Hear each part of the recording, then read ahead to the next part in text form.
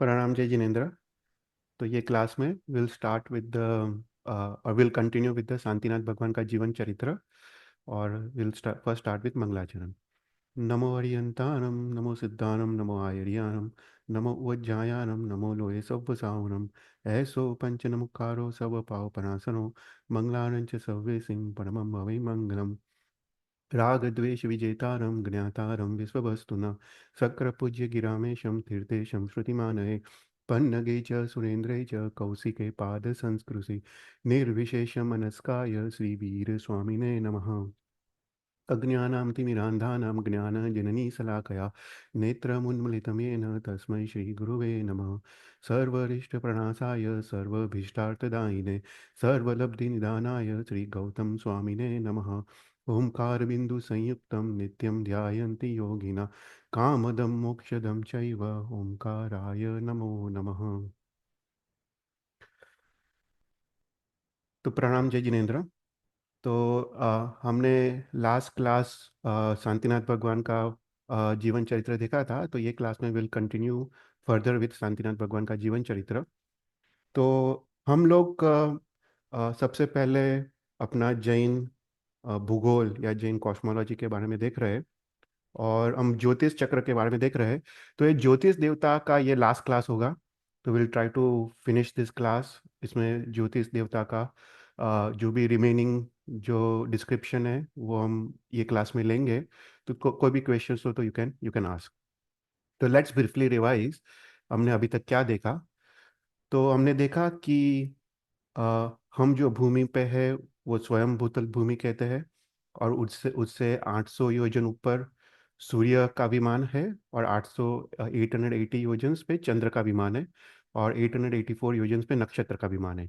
तो ये तीन के बारे में हमने लास्ट टाइम देखा था। फिर हमने देखा कि जो मध्यलोक है या तिरछालोक है वो स्वयं पतल भूमि से 900 योजन ऊपर और 900 योजन नीचे वो पूरा मध्यलोक है, इसलिए सभी ज्योतिष के देवता ये मध्यलोक के अंदर आते हैं। फिर हमने देखा कि अरिद्वीप है। अरिद्वीप में जो भी ज्योतिष चक्र है, राइट, जो भी चंद्र सूर्य चंद्र नक्षत्र ग्रह आदि के विमान है वो सभी चर है, मतलब वो सभी मुंह होते हैं। वो जम्बू द्वीप के जो मेरू पर्वत है उसको प्रदक्षिणा देते हैं। और अरिद्वीप के बाहर जो भी सूर्य चंद्र है वो सब कुछ स्थिर है, वो सब कुछ स्टेशनरी है, राइट। तो 5 टाइप के ज्योतिष के विमान है: चंद्र सूर्य ग्रह नक्षत्र और तारा। और उसमें से जो सबसे अधिक पुण्यवंत जो देव है वो इंद्र है, वो है चंद्र का। इसलिए शास्त्र में चंद्र का परिवार ऐसा करके उल्लेख आते हैं। तो एक चंद्र के परिवार में एक सूर्य होता है, 28 नक्षत्र होते हैं, 88 ग्रह होते हैं, और 66,000 प्लस कोड़ा कोड़ी तारे होते हैं। तो ये सभी एक चंद्र अपने पूरे परिवार के साथ वो मेरू पर्वत की प्रदक्षिणा देते हैं। तो अडिद्वीप में कितने हैं? 132 चंद्र, 132 सूर्य, वो पूरे अपने परिवार के साथ जम्बूद्वीप के मेरू पर्वत की वो प्रदक्षिणा देते हैं। फिर हमने देखा ये जो भी सूर्य चंद्र है वो सभी सम श्रेणी में लेते रहते हैं, एक ही लाइन में रहते हैं। तो ये पूरा 132 सूर्य चंद्र है, वो सब कुछ सब लोग एक ही लाइन में रहते हैं। तो इसका अर्थ ये है बेसिकली कि जम्बू द्वीप के जो अगर जो जो सूर्य है, राइट, अगर वो सर्व अभ्यंतर मांडले में हो तो बाकी सभी सभी सूर्य भी सर्व अभ्यंतर मांडले में होंगे, राइट। तो जो भी हमने जम्बू द्वीप के बारे में देखा वो पूरा you to extrapolate to all the other चंद्र और सूर्य। तो पूरे सम श्रेणी श्रेणी में रहते हैं। तो उसका अर्थ ये भी है कि जम्बूद्वीप के बाहर जैसे जैसे तुम बाहर की तरफ जाओ तो वो सूर्य चंद्र की गति इंक्रीज होती है, क्योंकि वो सभी एक ही लाइन में रहते हैं। उसका अर्थ है कि they cover larger circumference, larger distance. तो उनकी गति, उनकी speed they keeps on increasing. फिर हमने उसके सबके गति के बारे में देखा कि चंद्र सबसे स्लो है, राइट। फिर उसके हमने देखा चंद्र को कितना 62 मुहूर्त लगता है एक एक रिवॉल्यूशन में। सूर्य को 60 मुहूर्त, तो उससे फास्ट है। ग्रह ग्रह का ऐसा है कि शास्त्र में ग्रह का काफी कुछ अपना शास्त्र विनाश हो गया है, नष्ट हो गया है। तो ग्रह का इतना डिस्क्रिप्शन हमको मिलता नहीं है। पर ग्रह सूर्य से फास्ट है, और उससे फास्ट नक्षत्र है, तो नक्षत्र का उल्लेख मिलता है। तो नक्षत्र को 59 मुहूर्त लगता है एक रिवॉल्यूशन के लिए, और उससे फास्ट तारा है। तो तारा का भी हमको शास्त्र में इतना उल्लेख मिलता नहीं है, पर सबसे फास्टेस्ट जो रिवॉल्यूशन कंप्लीट करता है वो तारा है। तो हमने लेट्स ब्रीफली रिवाइज, हमने लास्ट टाइम क्या देखा था, तो हमने देखा सूर्य के बारे में देखा, और फिर चंद्र के बारे में देखा, और हम जम्बू द्वीप के सूर्य और चंद्र के बारे में हम देख रहे थे। तो हमने देखा कि जम्बू द्वीप के दो सूर्य है और दो चंद्र है, वो मेरू पर्वत की प्रदक्षिणा देते हैं।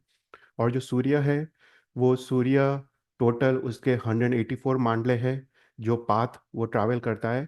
जब जुलाई अगस्त का समय होता है, जब वो कर्क राशि में होता है, तो दोनों सूर्य सर्व अभ्यंतर मांडले में होते हैं।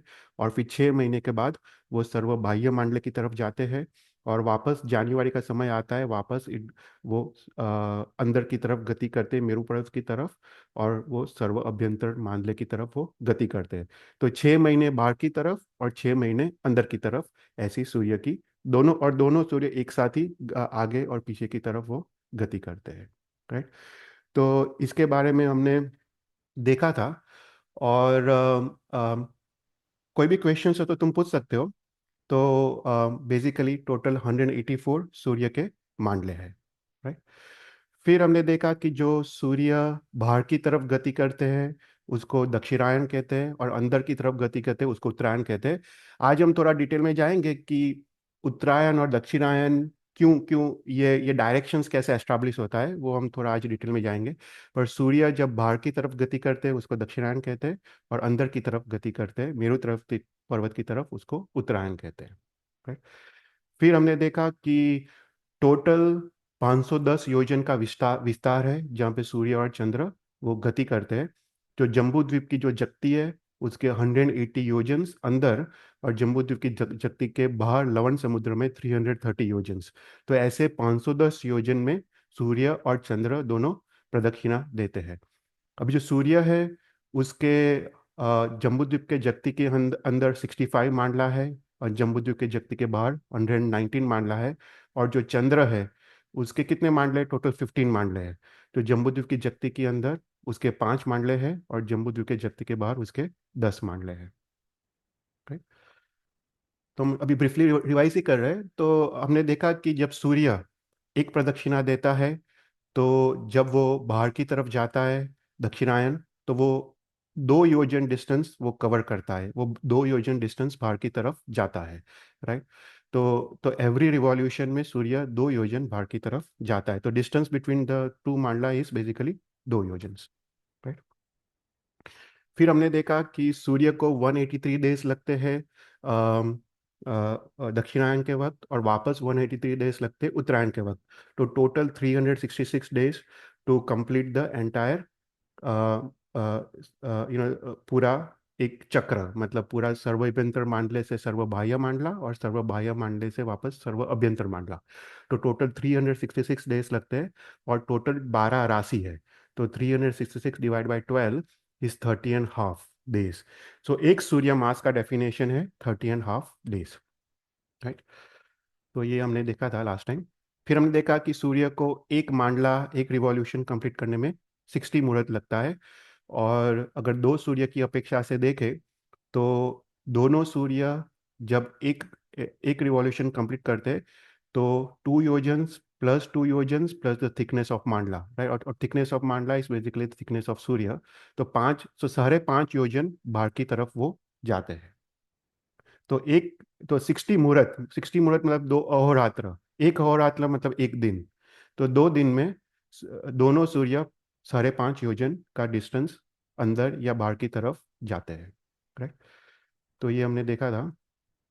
फिर उसके बाद हमने दो सूर्य के बीच अंतर देखा। राइट, ये कैलकुलेशन हमने देखा था। फिर हमने देखा कि जब सूर्य सर्व अभ्यंतर मंडल में होता है, तब दिन सबसे बड़ा होता है। 18 मुहूर्त का दिन होता है और 12 मुहूर्त की रात होती है। और जैसे सूर्य बाहर की तरफ जाता है सर्व बाह्य मंडल में, वो उल्टा हो जाता है, दिन 12 मुहूर्त का होता है और रात 18 मुहूर्त का होता है। राइट। तो 6 महीने में 6 मुहूर्त का फर्क आता है। तो 183 डेज में 6 मुहूर्त का फर्क आता है। तो एक दिन में कैलकुलेशन किया है तो एक दिन में कितना फर्क आता है, तो 1 मिनट एंड 35 सेकंड्स। इसलिए अपना जो दिन या रात है, वो 1 मिनट एंड 35 सेकंड्स वो कम होता है या ज़्यादा होता है। जब दक्षिणायन की तरफ जाता है तब कम होता है, और उत्तरायण की तरफ अपना दिन ज़्यादा होता है। फिर उसके बाद हमने स्पीड कैलकुलेशन करने के लिए अ, हमने कैलकुलेशंस देखा था कि स्पीड कैसे कैलकुलेट करते हैं। तो basically the circumference divide by the time, right. The time तो 60 मुहूर्त है, और एक सर्कमफरेंस कंप्लीट करने में सूर्य को 60 मुहूर्त लगते हैं। तो circumference divide by the time. तो जैसे जैसे हमने देखा कि जब सूर्य सर्व अभ्यंतर मांडले में होता है, उसका हमने सर्कमफरेंस कैलकुलेट किया। फिर उसके बाद हर एक मांडले का हमने सर्कमफरेंस कैलकुलेट किया। तो हर एक मांडले में 18 योजन सर्कमफरेंस इंक्रीज होता है, और फिर हमने डिवाइड बाय 60 मुहूर्त किया, तो हमको स्पीड मिलता है। तो जब सूर्य दक्षिणायन की तरफ जाता है उसका स्पीड इंक्रीज होता है, right, because it still takes 60 मुहूर्त टू कंप्लीट वन रिवॉल्यूशन। तो 18/60 योजन्स, दैट इज 0.3 योजन्स, उसका स्पीड इंक्रीज होता है विथ एवरी मांडला। तो जब सूर्य बाहर की तरफ जाता है, जब मुहूर्त गति मतलब स्पीड वो इंक्रीज होता है, और उत्तरायण के वक्त उसका स्पीड डिक्रीज होता है। फिर उसके बाद हमने चंद्र के बारे में देखा कि जो साइंस जो कहता है वो एक मिसकंसेप्शन है। साइंस कहता है कि अ, सूर्य स्वप्रकाशित है पर चंद्र पर प्रकाशित है। बेसिकली चंद्र सूर्य का लाइट रिफ्लेक्ट करता है, पर अपने शास्त्र में कुछ और लिखा है। अपने शास्त्र में लिखा है कि दोनों सूर्य और चंद्र स्वप्रकाशित है। जो चंद्र है वो उद्योत नाम कर्म नाम के पृथ्वीकाय जीव का बना है, और जो सूर्य है वो आताप नाम कर्म के पृथ्वीकाय जीव का बना है। इसलिए जो चंद्र है उसका प्रकाश शीतल है, सौम्य है, और सूर्य का प्रकाश उष्ण और तेजस्वी और गर्म है, राइट। पर दोनों स्वप्रकाशित है। फिर हमने सिमिलरली जो सूर्य के बारे में देखा, उसी प्रकार हमने चंद्र के बारे में कैलकुलेशंस देखा। तो चंद्र भी सेम है सूर्य की तरह कि जम्बूद्वीप के जगति के अंदर 180 योजन्स में और जगति के बाहर 330 योजन्स, तो टोटल 510 योजन्स उसका चर क्षेत्र है। और ओनली थिंग उसके मांडले उसके कम है। सूर्य के 183 मांडले थे, 184 मांडले थे, और चंद्र के 15 मांडले हैं। तो जगति के अंदर 5 मांडले हैं, और जगति के बाहर लवण समुद्र में 10 मांडले हैं, राइट। पर उसका दक्षिणायन उत्तरायण का डेफिनेशन सेम है, राइट। तो जगति के अंदर 5 मांडले और जगति के बाहर उसके 15 मांडले। तो इसका मतलब ये है जब चंद्र एक प्रदक्षिणा करता है तब वो जो डिस्टेंस बिटवीन मांडला काफी काफी अधिक है। तो जैसे सूर्य के वक्त डिस्टेंस बिटवीन टू मांडला वॉज 2 योजन्स, यहाँ पे डिस्टेंस बिटवीन टू मांडला इज 35.5 योजन्स, राइट।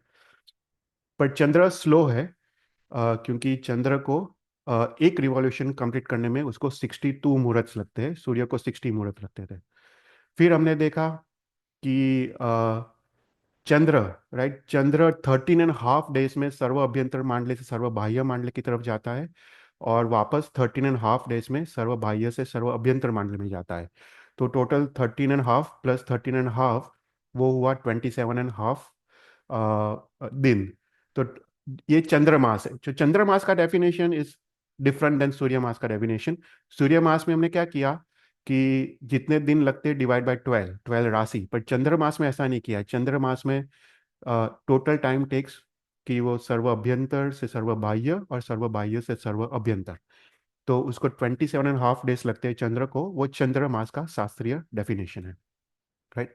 फिर हमने देखा कि चंद्र को 62 मुहूर्त लगते हैं, और वो एक रिवॉल्यूशन कंप्लीट करता है, वो 35.5 योजन्स बाहर की तरफ जाता है। दो चंद्र की अपेक्षा से 35.5 प्लस 35.5 क्लोज टू 72.5 योजन्स बाहर की तरफ जाता है। तो ये कैलकुलेशन हमने लास्ट टाइम देखा था। और उसके बाद हमने चंद्र की स्पीड कैलकुलेट किया, इट्स सेम जैसे सूर्य की स्पीड कैलकुलेट किया, right. You take the circumference pi times diameter divide by 62 मुहूर्त। तो हमने देखा कि जैसे सूर्य में हर एक सरकमफरेंस 18 योजन्स इंक्रीज होता है, चंद्र में ज़्यादा इंक्रीज होता है, राइट। चंद्र में 230 योजन्स एवरी मांडला में उसका सरकमफरेंस इंक्रीज होता है। तो हमने उसको डिवाइड बाय 62 किया, तो हमको उसका मुहूर्त गति, उसका चंद्र की स्पीड हमने कैलकुलेट किया, राइट। तो हमने देखा कि सूर्य राइट। एवरी मांडला पे 0.3 योजन उसकी स्पीड इंक्रीज होता है। चंद्र एवरी मांडला में उसका 3.5 योजन उसका स्पीड इंक्रीज होता है। राइट। फिर हमने ये पूरा टेबल रखा था, जस्ट टू रिकैप, कि कि सूर्य और चंद्र के बीच डिफरेंस क्या है। तो मैं वापस ये टेबल में डिटेल्स में नहीं जाऊंगा, पर you can read it. Right. कि सूर्य के मांडले कितने हैं, चंद्र के मांडले कितने हैं, सूर्य की स्पीड कितनी है, चंद्र की स्पीड कितनी है, सूर्य मास का डेफिनेशन क्या है, चंद्रमास का डेफिनेशन क्या है। राइट। तो ये सब हमने देखा था। फिर उसके बाद हमने राहु और केतु के बारे में बात किया। तो हमने देखा कि जैन शास्त्र के हिसाब से दो टाइप के राहु ग्रह है। एक ध्रुव राहु है और एक पूर्व राहु है। जो अपना तिथि का जो कैलकुलेशंस है, हम बोलते कि आज शुद्ध एकम है, शुद्ध बीज है, शुद्ध त्रिज है, या शुद्ध एकम है, शुद्ध बीज है, तो वो राहु के कैलकुलेशंस के हिसाब से है। तो यहाँ पे कहते हैं कि जो ध्रुव राहु और पूर्व राहु है, दो प्रकार के राहु ग्रह है।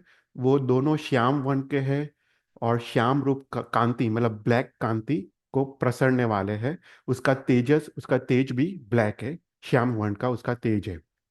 तो यहाँ पे समझने के लिए यहाँ पे कहा है कि जो चंद्र है, चंद्र को 62 भाग में डिवाइड किया जाए। और ये जो राहु है, ध्रुव राहु, वो चंद्र से मात्र 4 अंगुल दूर है। और वो एवरी तिथि को वो 4 अंगुल वो आवरण करता है चंद्र को। तो उससे तिथि का उसको उसका डेफिनेशन मिलता है कि जैसे कृष्णवध 1 है, तो चंद्र 4 अंश राहु से ढंकता है। कृष्णवध 2 हो तो 8 अंश, कृष्णवध थर्ड को 12 अंश, ऐसा करके 4 4 अंश एवरी तिथि को वो राहु चंद्र को आवरण करता है। तो एक तिथि का जो समय है वो है 29.5 मुहूर्त। अगर इसको अपने कैलकुलेशंस में ले, अपने टाइम के हिसाब से, तो ये 23.6 आवर्स आते हैं। तो अपना जो तिथि है, right, it's likely less than अपना दिन। अपना जो इंग्लिश कैलकुलेशन के 1 डे इज 24 आवर्स, राइट, पर अपना तिथि कितना है, 23.6 आवर्स वो अपना तिथि है। तो ये तिथि का डेफिनेशन, राहु कितना चंद्र को आवरण करता है उस पे तिथि का डेफिनेशन है। कि हर एक तिथि में वो 4 4 अंश वो राहु को आवरण करता है। और फिर अमास के वक्त टोटल 60 अंश आवरण करता है। तो इसका मतलब ये है कि चंद्र का 2 अंश हमेशा खुला रहता है, क्योंकि हमने 62 भाग किया चंद्र का। तो चंद्र का 2 अंश, इवन अमास के वक्त भी चंद्र का 2 अंश वो खुला रहता है। और फिर जब सुद एकम आता है, वापस 56 अंश, सुद बीज को 52 अंश, सुद त्रिज को 38 अंश, 48 अंश, और ऐसा करके पूनम को कंप्लीटली आवरण रहित वो चंद्र होता है। तो अपना तिथि है वो ध्रुव राहु के हिसाब से उसका कैलकुलेशन है। फिर उसके बाद हमने दूसरा राहु देखा, वो है पर्व राहु। शास्त्र में अनेक टाइप के उसके नाम हैं। जटिल, शत्रक, शुगांतक, खरक, दुर्धर आदि शास्त्र में उसके नाम दिए हैं। तो बोलते हैं कि जो सूर्य ग्रहण, चंद्र ग्रहण होता है वो पर्व राहु से होता है।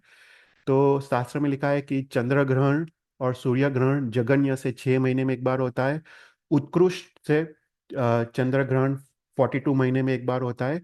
और सूर्य ग्रहण 48 वर्ष में, साल में एक बार होता है। राइट। और जो चंद्र ग्रहण है वो नियमा पूनम के दिन होता है, और सूर्य ग्रहण है वो नियमा अमास के दिन होता है। फिर यहाँ पे जैसे हमने कहा था कि जैसे जब जम्बू द्वीप के सूर्य या चंद्र का ग्रहण हो, उसी समय अड़ी द्वीप के सभी 132 सूर्य और चंद्र का ग्रहण होगा, क्योंकि सब कुछ सम श्रेणी में है। राइट। तो हमने सूर्य और चंद्र के बारे में देखा, फिर उसके बाद हमने चेतन नक्षत्र। जी, हाँ। ग्रहण के लिए था कि हाँ। उसका तिथि का तो पता चला कि हम्म। कैसे कैसे करके, पर उसका सिग्निफिकेंस हमारे शास्त्र में क्या है, सूर्य ग्रहण का और चंद्र ग्रहण का? कि ये जो पर्व राहु है, उससे हम्म। सूर्य ग्रहण चलता है, तो उसका लाइक उसका कोई इम्पैक्ट है, कोई इफेक्ट है, या कैसे बताया है, कैसे उसको शास्त्र में लेना चाहिए? हाँ, मतलब डेफिनेशन अपने पर शास्त्र में, जैसे सामुद्रिक शास्त्र आदि शास्त्र में लिखा है कि ये एक अशुभ अशुभ दिन भी है। हम्म। और जैसे इवन अपने साइंस में भी हेल्थ की दृष्टि से भी थोड़ा खराब है, राइट। क्योंकि उस समय जैसे इवन साइंटिफिक तुम सोचो तो बोलते हैं कि ड्यूरिंग सोलर एक्लिप्स, राइट, वो सन के रेज, जो यूवी रेज है, उसका इंडेक्स काफ़ी हाई हो जाता है। तो वो तो साइंस में लिखा है। पर I think if you go back to Jain शास्त्र, राइट, हमने हमने उसी उसी चीज को अशुभ माना है। शायद अशुभ उसके कारण भी हो या नहीं हो, वो पता नहीं। पर शुक्न शास्त्र के हिसाब से, सामुद्रिक शास्त्र के हिसाब से, सूर्य ग्रहण चंद्र ग्रहण एक संकेत है कि एक अशुभ दिन है या फिर अकाल का दिन है, कि उसमें स्वाध्याय आदि क्रिया नहीं कर सकते। तो उस तरह से उल्लेख आता है, पर उसके अलावा इतना और कुछ उल्लेख दिखता नहीं है उसके अलावा। हम्म, तो और बोलते कि बाहर नहीं निकलना चाहिए, अपने शास्त्र में ऐसा लिखा है। और देखो साइंस में भी वही कहा है, right, it's bad for health, right. तो शायद भगवान ने उस तरह से उसका उल्लेख किया हो। right? फिर उसके बाद हमने नक्षत्र के बारे में देखा। तो नक्षत्र के बारे में हमने जैसे देखा कि एक कल्पना की है कि जैसे कोई बिजनेसमैन है, बिजनेसमैन का एक मेन प्राइमरी घर होता है, और फिर चार पांच उसके उसके दूसरे घर होते हैं, कोई लेक हाउसेस होता है, फार्म हाउसेस होता है। ऐसे ही नक्षत्र के अधिपति जो देव है, उसका मेन घर होता है, और फिर उसके अनेक घर होते हैं। तो नक्षत्र के अनेक तारे होते, वो उनके विमान है, उनके घर है, राइट। तो ये नक्षत्र अत्यंत वो टॉपिक अत्यंत ब्यूटीफुल टॉपिक है। नक्षत्र का महत्व जैन शास्त्र में काफी है। जैन शास्त्र में, जैन आगम में, इवन ज्योतिष शास्त्र में नक्षत्र का महत्व काफी है। तो टोटल 28 नक्षत्र है। ये नक्षत्र भी जम्बू द्वीप के मेरू पर्वत के जम्बू द्वीप को, और जम्बू द्वीप के मेरू पर्वत को वो प्रदक्षिणा देते हैं, राइट। तो अभी नक्षत्र का डिफरेंस क्या है, कि जो सूर्य और चंद्र है उसके मांडले है, राइट, मतलब उसका उत्तरायण है, दक्षिणायन है। पर नक्षत्र का उत्तरायण या दक्षिणायन नहीं है। मतलब जो मांडले पे जो नक्षत्र है, वही मांडले पे वो रह के मेरू पर्वत की वो प्रदक्षिणा देता है, राइट। तो शास्त्र में लिखा है न शरति इति नक्षत्र, मतलब वो अपने स्थान से मुंह नहीं होता है। मतलब वो अपने मांडले पे रह के ही वो जम्बू द्वीप के मेरू पर्वत की वो प्रदक्षिणा देता है, राइट। तो टोटल 28 नक्षत्र है। वो टोटल 8 मांडले है, और उसका भी 510 योजन उसका विस्तार है। जम्बूद्वीप के 180 योजन अंदर दो नक्षत्र है, दो नक्षत्र के मांडले हैं। और जम्बूद्वीप के जगती के बाहर 8 नक्षत्र के मांडले हैं। तो ये जो डिस्टेंसेस है मांडले का, वो चंद्र के मांडले के साथ वो मैच होते हैं। ओके। तो इसलिए यहाँ पे जो चंद्र का मांडला दिया है, पर उसके ऊपर ब्लैक कलर किया है, वो ब्लैक कलर वो बेसिकली नक्षत्र का मांडला है। पर देखो हाइट अलग है। ओके। तो चंद्र का 880 योजन है, और नक्षत्र 4 योजन ऊपर है, तो 884 योजन है। मतलब सेम प्लेन में नहीं है, नक्षत्र ऊपर है, पर मेरू पर्वत से सेम डिस्टेंस में है उसके मांडले। ओके। तो टोटल 28 नक्षत्र है। उसमें जो पहला मांडला है, राइट, जम्बू द्वीप मेरू पर्वत से, उसमें 12 नक्षत्र है। ओके। और फिर जो लास्ट जो मांडला है, 8th मांडला या चंद्र का 15th मांडला, उसमें 8 नक्षत्र है। तो टोटल 20 नक्षत्र फर्स्ट और लास्ट मांडले में है। बाकी के 8 नक्षत्र बीच के मांडले में है। तो जम्बू द्वीप के अंदर नक्षत्र के 2 मांडले हैं, और जम्बू द्वीप के जगती के बाहर नक्षत्र के 6 मांडले हैं। फिर हमने देखा कि जो नक्षत्र है, उसके उसके जो तारे हैं, राइट, वो तारे का एक डेफिनेट शेप बनता है। और व्यवहार में हम उसको डिफरेंट नाम से हम उसको बुलाते हैं, राइट। जैसे इंग्लिश में भी बिग बेर, ओरियन, ओरियन कॉन्स्टलेशन, राइट, ऐसा करके। कॉन्स्टलेशन मतलब नक्षत्र। तो ऐसा करके इंग्लिश में भी वो डेफिनेशन है, और अपने जैन शास्त्र में भी सिमिलर उसका डेफिनेशन है, कि एक फिक्स्ड पैटर्न या फिक्स शेप बनता है। अभी नक्षत्र में मिनिमम एक तारा होता है। 2 नक्षत्र है, स्वाति नक्षत्र, और आई थिंक दूसरा मैं भूल गया, रेवती नक्षत्र, उसका एक तारा है। और सबसे ज्यादा शतभिषा नक्षत्र में 100 तारे हैं, राइट। तो यहाँ पे ये टेबल में लिखा है कि नक्षत्र का मांडला कौन सा है, चंद्र का मांडला कौन सा है, राइट, क्योंकि वो मांडला डिस्टेंसेस सेम है। तो उस हिसाब से भी हम समझ सकते हैं, और उसमें कितने तारे हैं। तो ऐसा ऐसा करके हमने 28 नक्षत्र के बारे में हमने लास्ट टाइम देखा था। ओके। फिर हमने देखा कि नक्षत्र इज फास्टर, राइट। सबसे स्लो कौन सा था, चंद्र था, राइट, उसको 62 मुहूर्त लगते हैं एक रिवॉल्यूशन में। उसके बाद सूर्य, उसको 60 मुहूर्त लगते हैं। नक्षत्र को 59.5 मुहूर्त लगते हैं। ओके। तो नक्षत्र इज फास्टर देन सूर्य और चंद्र। ओके। पर अभी उसका स्पीड कैसे कैलकुलेट करें? तो बेसिकली सर्कमफ्रेंस डिवाइड बाय 59.5 मुहूर्त। ओके, तो ऐसा करके हर एक नक्षत्र का you can calculate the speed, right. तो फिर ये टेबल है कि यहाँ पे सबका स्पीड दिया गया है कि चंद्र का 62.5 मुहूर्त, सूर्य का 60 मुहूर्त। ग्रह का अनियत लिखा है क्योंकि ग्रह का हमको पता नहीं है। अपने काफी शास्त्र विच्छेद हो गए पहले। ये सब रहा होगा, ये सब शास्त्र में होगा, सभी हर एक ग्रह का मांडला, राइट। तो कहते हैं शास्त्र में कि सूर्य चंद्र और ग्रह, उसका उत्तरायण दक्षिणायन होता है, मतलब ग्रह के भी उत्तरायण होता है, दक्षिणायन होता है। पर ये सब अभी कैलकुलेशंस हमको मिलते नहीं है, वो सब विच्छेद हो गए। और नक्षत्र और तारा, ये नक्षत्र और तारा फिक्स्ड मांडले पे होते हैं। जैसे नक्षत्र जो मांडले पे है वही मांडले पे रह के प्रदक्षिणा देता है, उसी प्रकार तारा, तारा का भी उत्तरायण दक्षिणायन नहीं होता है। तारा जो मांडले में होते हैं वही मांडले पे वो मेरू पर्वत की वो प्रदक्षिणा देते हैं। पर तारा, they are the fastest, okay, of all the 5 देव। फिर हमने उसके बाद ये भी टॉपिक कवर किया था लास्ट टाइम, राशियों की रचना। तो जो 12 राशि है वो राशि कैसे बनती है, राइट। मीन राशि, कर्क राशि, कन्या राशि, तो वो राशि कैसे बनती है? तो बोलते हैं वो नक्षत्र से बनती है। नक्षत्र के समूह से राशि की रचना होती है। तो एवरी राशि हैज गॉट 2.2.5 नक्षत्र। एक्चुअली देखो तो 2.15 नक्षत्र आते हैं।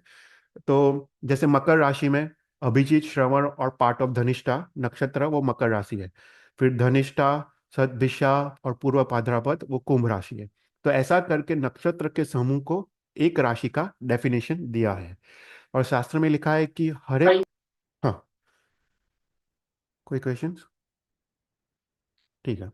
तो हर एक तो अपने शास्त्र में लिखा है कि चंद्र हर एक राशि में और हर एक नक्षत्र में कितना समय होता है, और सूर्य हर एक नक्षत्र में कितना समय होता है। तो जैसे अभिजीत नक्षत्र है, तो चंद्र इस बेसिक साढ़े साढ़े नौ नौ मुहूर्त चंद्र अभिजीत नक्षत्र में होता है। अगर सूर्य देखे तो 4 दिन और 6 मुहूर्त। तो ऐसा करके हर एक नक्षत्र में चंद्र कितना कितना समय होता है और सूर्य कितना समय होता है। तो ऐसे टोटल 12 राशि है, 28 नक्षत्र है, उसका सब कुछ ऐड करें, राइट। चंद्र कितना टाइम होता है और सूर्य कितना टाइम होता है, तो बेसिकली द एंड 366 डेज और 27.5 डेज आते हैं, राइट। क्योंकि सूर्य को सर्व अभ्यंतर मांडले से वापस सर्व अभ्यंतर मांडले की तरफ आने से 366 देख लगते हैं, और चंद्र को 27.5 डेज उसको लगते हैं। तो ये पूरा टेबल अपने शास्त्र में दिया गया है और ये शास्त्र में मिलता है, राइट। ये टॉपिक हमने कवर किया था, पर विल स्किप दिस, राइट। तो तो यहाँ तक हमने कवर किया था। हम अभी आज के क्लास में थोड़ा आगे देखते हैं, और हम ज्योतिष देव का टॉपिक हम आज पूर्ण करते हैं। तो बेसिकली जस्ट टू रिवाइज, चंद्र, सूर्य और ग्रह, राइट, ये पांच का जो उसको उसका जो रिवॉल्यूशन है उसको शास्त्र में अनियत कहा है या अनवस्थित कहा है, मतलब क्योंकि उसका उत्तरायण और दक्षिणायन होता है। पर जो नक्षत्र और तारा है उसका जो रिवॉल्यूशन है उसको नियत कहा है, चौक्कस, क्योंकि वो अपने मांडले में रह के मेरू पर्वत की प्रदक्षिणा देते हैं। तो अभी लघु क्षेत्र समास नाम के ग्रंथ में हरिभद्र सूरी महाराज साहब लिखते हैं कि ये सभी तारे, राइट, हर एक चंद्र के परिवार में 65,000 प्लस कोडाकोडी तारे हैं, वो मेरू पर्वत की प्रदक्षिणा देते हैं। पर मेरू पर्वत के ऊपर 4 तारे हैं जिसको ध्रुव तारे कहते हैं। ये ध्रुव तारे स्थिर है, ओके। तो पूरे पूरे जो सूर्य चंद्र है उसमें से मात्र 4 है वो स्थिर है, वो प्रदक्षिणा नहीं देते। बाकी सभी तारा वो मेरू पर्वत की प्रदक्षिणा देते हैं। और ये जो रिवॉल्यूशन से ही हमको दिन रात और समर विंटर आदि सीजन्स, और हमको दिन और रात का हमको वो निर्माण होता है, राइट। तो यहाँ तक हमने देखा। अभी आज हम थोड़ा आगे की तरफ देखते हैं थोड़ा। तो जम्बूद्वीप के बाहर लवण समुद्र है, राइट। लवण समुद्र 2 लाख योजन विस्तार वाला है। और तो जम्बूद्वीप में 2 सूर्य और 2 चंद्र है। अभी लवण समुद्र में 4 सूर्य और 4 चंद्र है, राइट। ये भी मेरू पर्वत, जम्बूद्वीप के मेरू पर्वत की वो प्रदक्षिणा देते हैं, राइट। अभी हमने लवण समुद्र के बारे में काफी क्लासेस पहले इसका थोड़ा डिटेल में देखा था, पर ये लवण समुद्र थोड़ा ब्रीफली रिवाइज करते हैं तो आपको समझ आए कि लवण समुद्र कैसा है। कि एक साइड उसका जम्बू द्वीप पे है और दूसरा साइड उसका घाट के कण पे है। तो दोनों साइड से 95,000 योजन्स अंदर की तरफ उसका जो भूमि है, भूमि वो उसका नीचे जाती है, उसको गोतीर्थ कहते हैं। जो नीचे जाती है उसका बेसिकली डेप्थ वो इंक्रीज होता है। तो 95,000 योजन्स दोनों साइड, तो बीच में रहा 10,000 योजन्स। ये 10,000 योजन्स पे वो पानी का स्थल 1,000 योजन्स ऊंडा होता है, राइट। क्योंकि लवण समुद्र तो पूरा समुद्र है, राइट। तो भूमि इतना 1,000 योजन्स तक वो नीचे जाती है, तो पानी का स्थल 1,000 योजन्स ऊंचा है समभूतल भूमि से। और उसके अलावा पानी ऊपर भी जाता है, ओके। भूमि नीचे जाती है और पानी का लेवल वो राइज भी होता है। तो 95,000 योजन दोनों की तरफ पानी पानी का 700 योजन इंक्रीज होता है। तो बीच का जो 10,000 योजन जो विस्तार है लवण समुद्र के सेंटर में, वहां पे पानी की जो ऊंचाई है वो 1,700 योजन्स है। तो ये समझने का है, पानी ऊपर जाता है, पानी का लेवल राइज भी होता है और भूमि का लेवल डिक्रीज होता है। तो बीच में जो 10,000 योजन्स का विस्तार है, वहाँ पे जल का जो जो हाइट है, डेप्थ है, वो है 1,700 योजन्स। फिर हमने देखा कि ये लवण समुद्र में 4 दिशा में, उत्तर दक्षिण पूर्व पश्चिम में 4 महापाताल कलश है। और ये जो कलश है वो 1 लाख योजन बड़े हैं। और उसमें one third one third one third, उसमें जो सबसे नीचे वाला वन थर्ड है 33,000 योजन्स, उसमें वायु है। और उसके ऊपर जो वन थर्ड है उसमें वायु और जल का मिश्रण है। और ऊपर का जो 33,000 योजन है उसमें जल है। तो नीचे जो वायु है वो उसके कारण एक वावरा, मतलब वो टॉर्नेडो टाइप वो क्रिएट होता है। और उसके कारण ये जो जो कलश है, पाताल कलश, वो उसका उसका शोभ होता है, या वो उसका छलकट, छलकाते हैं, या उसका शोभ, शास्त्र में शोभ शब्द यूज किया है, तो उसका शोभ होता है। तो ये पाताल कलश का एक अहोरात्र में, मतलब एक दिन में 2 बार शोभ होता है। तो हम जो भी वेव्स देखते हैं, राइट, हम जो हमको जो वेव्स दिखाई देते हैं, तो ये पाताल कलश के शोभ के कारण हमको हमको वेव्स दिखाई देते हैं।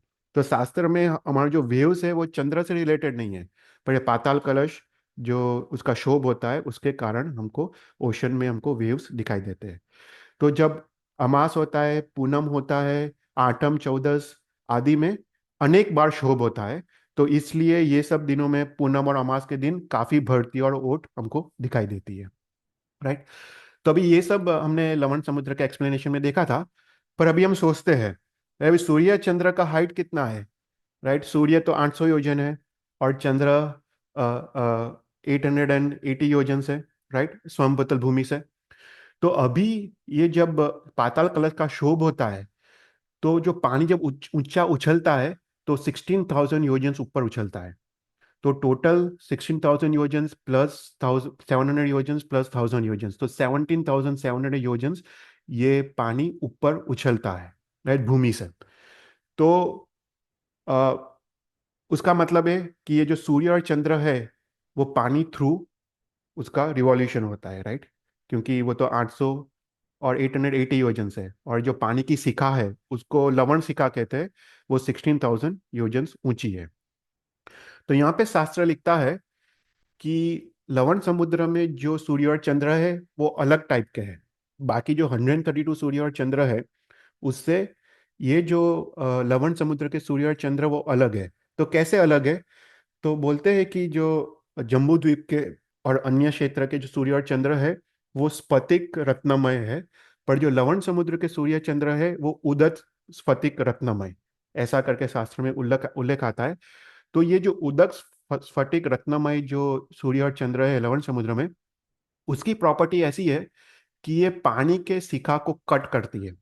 कि वो उस टाइप का वो बना है, उस टाइप के रत्न का, पृथ्वी का में रत्न का बना है कि वो पानी के शिखा को वो क्रॉस करके, कट करके वो आगे की तरफ वो बढ़ सकता है, और जैसे जैसे वो आगे बढ़ता है पीछे वो पानी की शिखा वापस वो ज्वाइन होते जाती है। फिर उसके बाद ऐसा भी लिखा है कि हम आज थोड़ा सूर्य और चंद्र के प्रकाश क्षेत्र के बारे में देखेंगे।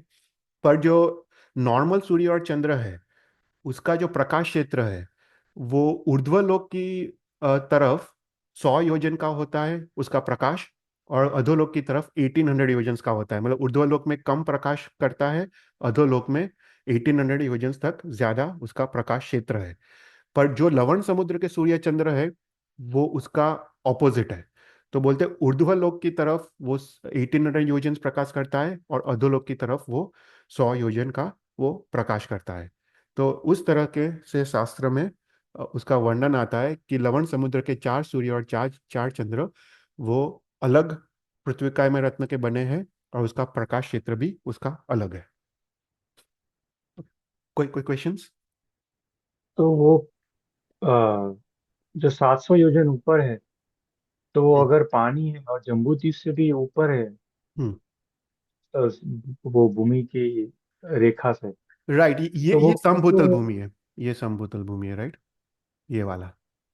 हाँ, तो समभूतल भूमि से ऊपर की तरफ है। हाँ। ऊपर की तरफ कैसे रहेगा पानी, हाँ, मतलब? वो एक अच्छा क्वेश्चन है। आई थिंक उसका आंसर मैंने कहीं पे पढ़ा था, शायद मेरे को अभी याद नहीं है। वो भी एक क्वेश्चन शास्त्र में लिखा है, मेरे को वापस शायद लघु क्षेत्र समास या कहीं पे देखना पड़ेगा। पर पर पर या बात तो सही है, मुझे भी सेम क्वेश्चन आया, right, how can water rise. पर पर ऐसा है कहने का मतलब, आई थिंक नेक्स्ट टाइम में शायद वो वापस पढ़ना पड़ेगा। कभी मेरे बहुत जी। बहुत टाइम के पहले ये हाँ, पढ़ा नहीं, था। आप वो शोप बोले तो उसमें पता चला कि शोप से शायद हो सकता है। हाँ, बट इन हाँ। जनरल 700 योजन ऐसे ही है, वो हो गया। हम्म। हाँ, ठीक। या उसका वो क्वेश्चन था, शास्त्र में भी वो क्वेश्चन था। पर या आई थिंक मैं एक वापस पढ़ के शायद आई कम बैक टू दैट। पर या मेरे मन में भी जब पढ़ा तब यही क्वेश्चन हुआ कि how can the water rise. पर ठीक है, या ऐसा ऐसा अपने शास्त्र में है, राइट। तो अभी हमको ना एक और टॉपिक कवर करना है, वो है प्रकाश क्षेत्र। ओके, अभी ये लास्ट टॉपिक है। तो सूर्य और चंद्र, उसका प्रकाश मतलब कितने योजन तक उसका प्रकाश फैलता है, राइट। मतलब उसका उसका उसका शेप कैसा है वो प्रकाश का, उसका क्षेत्र का। तो वो समझने के लिए सबसे पहले हम एक डेफिनेशंस देखते हैं कि शास्त्र में there are two two definitions. एक है रिलेटिव डायरेक्शंस, और दूसरा है एब्सोल्यूट डायरेक्शंस।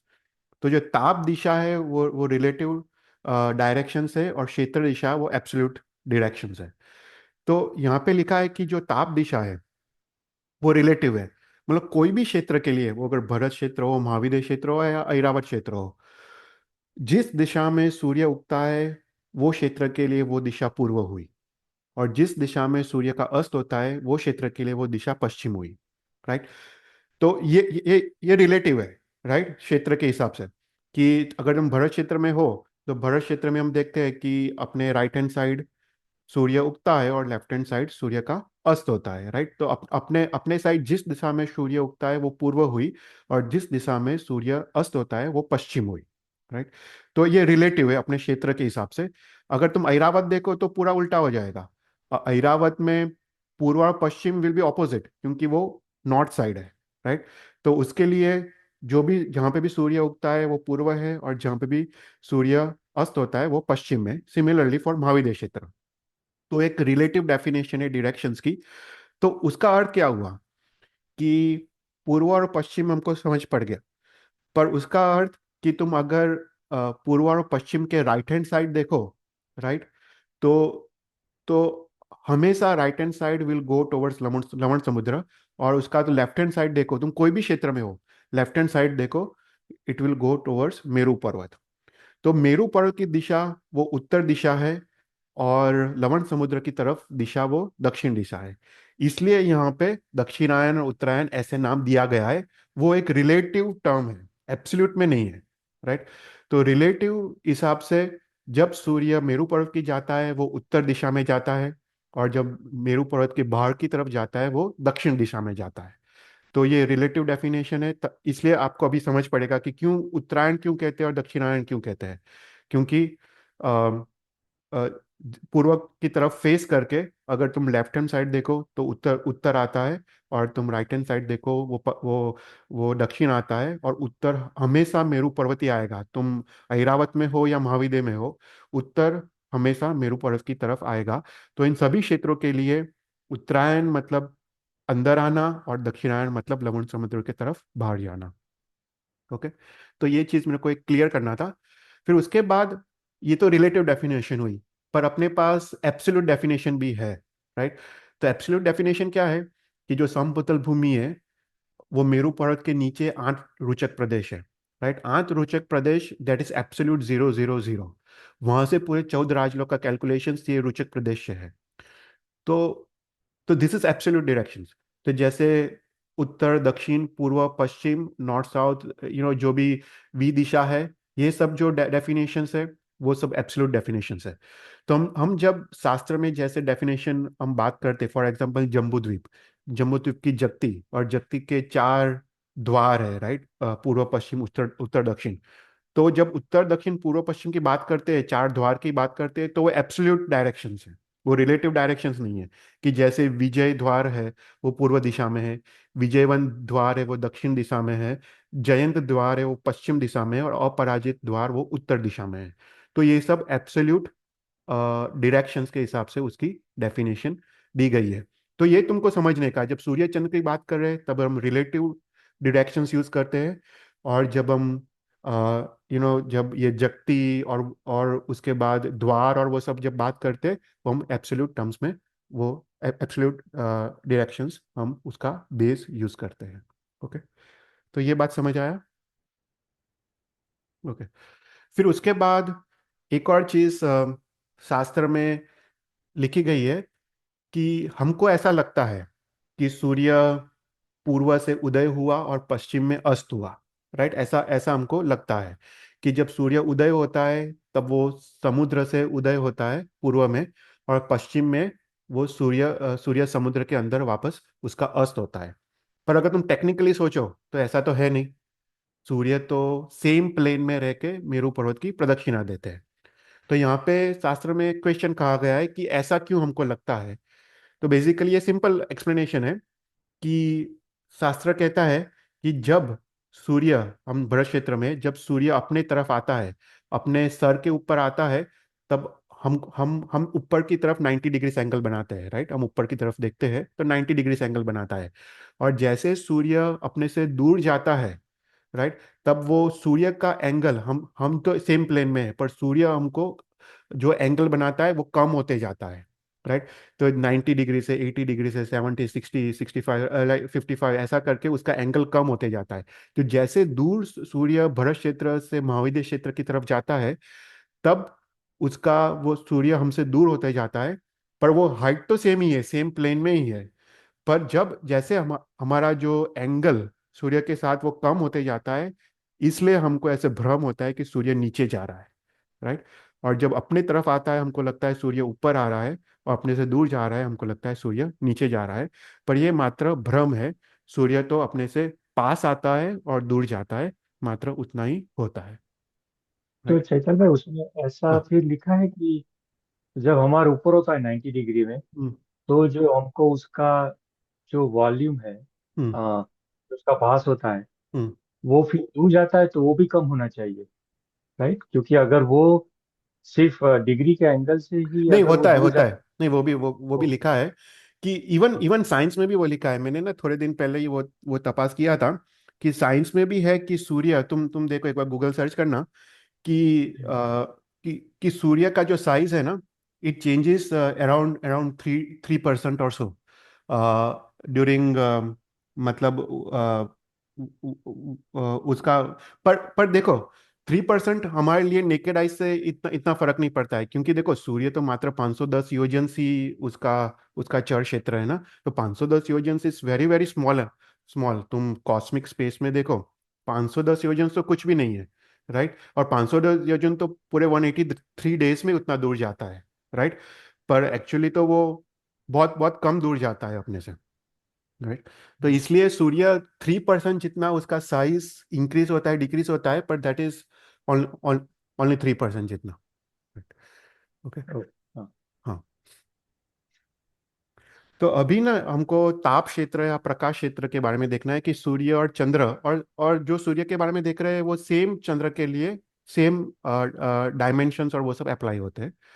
तो यहाँ पे सूर्य के बारे में देखते हैं कि उसका प्रकाश क्षेत्र कैसे कैलकुलेट करें। तो बहुत सिंपल है। तो हमने देखा कि सूर्य को एक रिवॉल्यूशन करते हुए 60 मुहूर्त लगते हैं, राइट। और जब सूर्य सर्व अभ्यंतर मांडले पे होता है तब दिन 18 मुहूर्त होता है और रात 12 मुहूर्त होते हैं, राइट। तो यहाँ पे कहा है कि जो पूरा सर्कल है, सरकमफ्रेंस है, उसको 10 भाग में डिवाइड करो, राइट। तो जो भी सरकमफ्रेंस है उसको 10 भाग में डिवाइड करो। तो उसका उसका मतलब है कि 10 भाग सरकमफ्रेंस को सूर्य को कंप्लीट करते हुए 60 मुहूर्त लगते हैं। तो एक भाग, लाइक मतलब 1/10 सरकमफ्रेंस को कंप्लीट करते हुए 6 मुहूर्त लगते हैं, राइट। तो अभी हमने देखा कि सूर्य जब सर्व सर्व अभ्यंतर मांडले में है तो दिन कितना होता है, 18 मुहूर्त, और रात 12 मुहूर्त, राइट। तो उसका मतलब है जब सूर्य सर्व अभ्यंतर मांडले में है तो वो 3 भाग को प्रकाशित करता है, मतलब 6 मुहूर्त मतलब एक भाग, तो 18 मुहूर्त मतलब 3 भाग।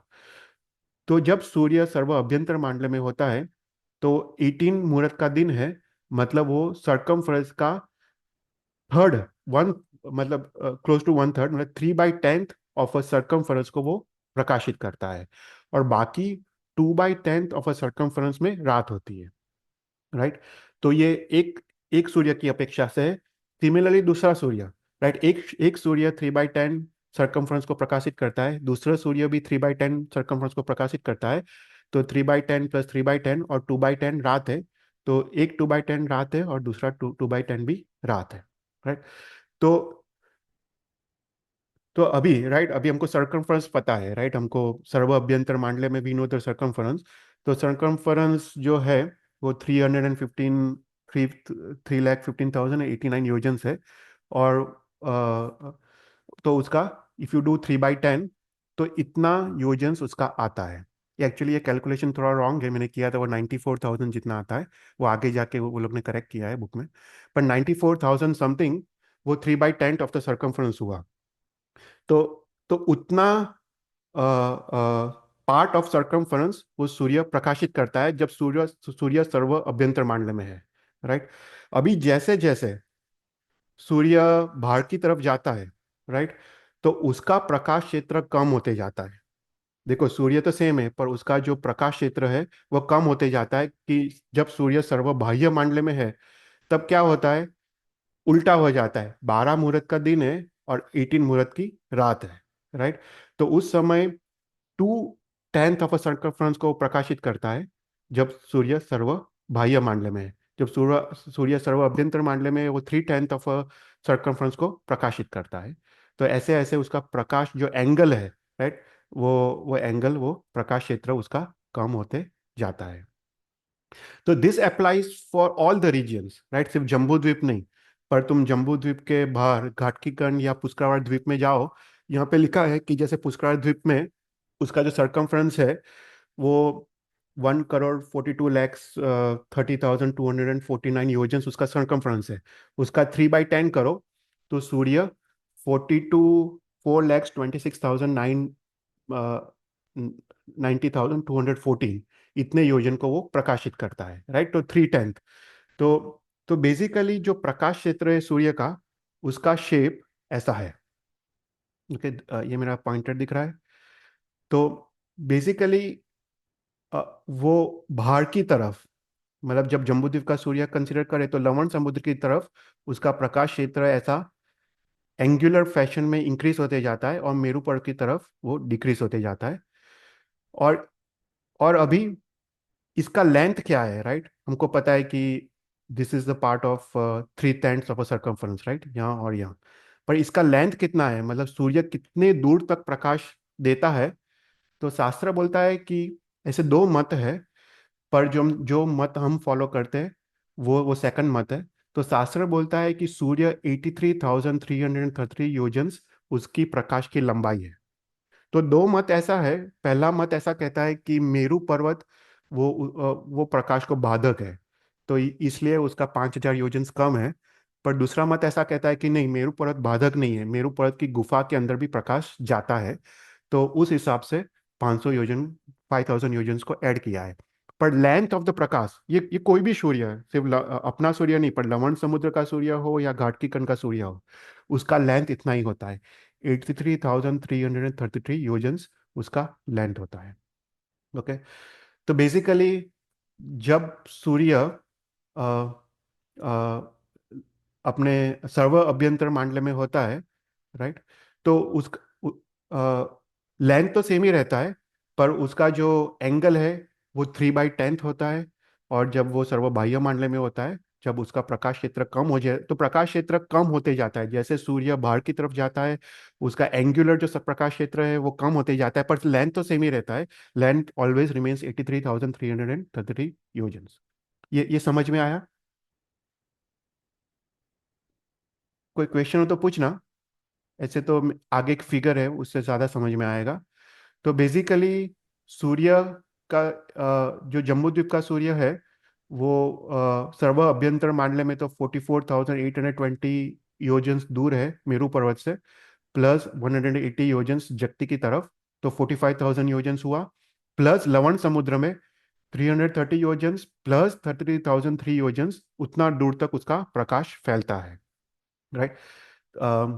तो बेसिकली ये पहला मत था, पर सेकंड सेकंड मत में 5,000 योजन को ऐड किया है मेरू पर्वत के अंदर। तो उस तरह से 83,333 योजन तक उसका प्रकाश फैलता है, राइट।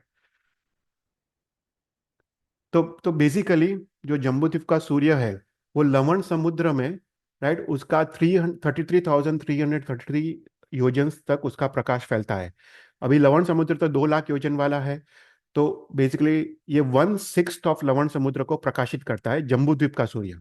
तो जम्बूद्वीप का सूर्य 1/6 ऑफ लवण लवण समुद्र को प्रकाशित करता है।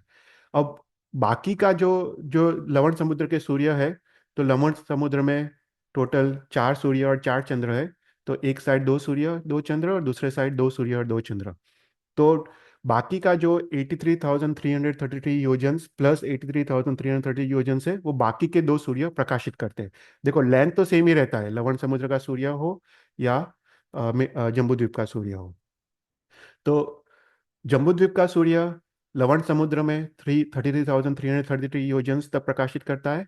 और उसके बाद लवण समुद्र का सूर्य बाकी का 83,330 योजन्स प्लस 83,330 योजन, ऐसा करके 2 लाख योजन को वो प्रकाशित करता है, राइट। कोई क्वेश्चंस?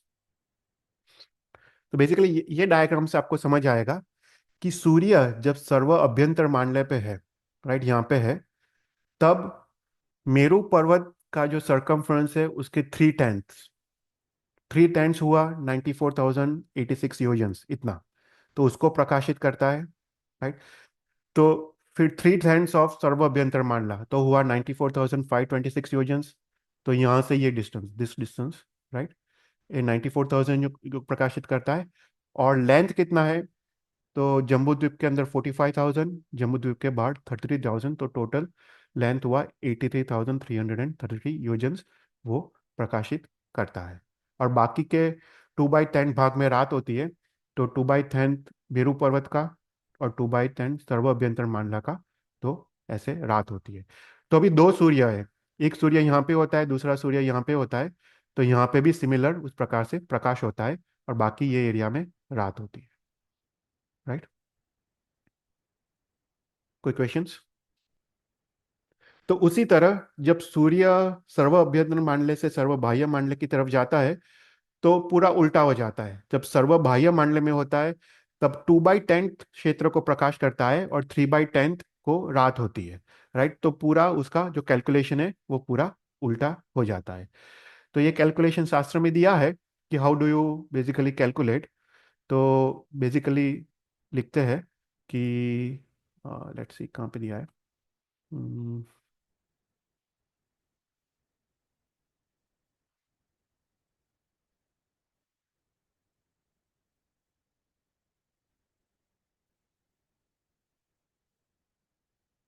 आई थिंक मेरा कोई स्लाइड मिसिंग होगा, पर एनीवेज।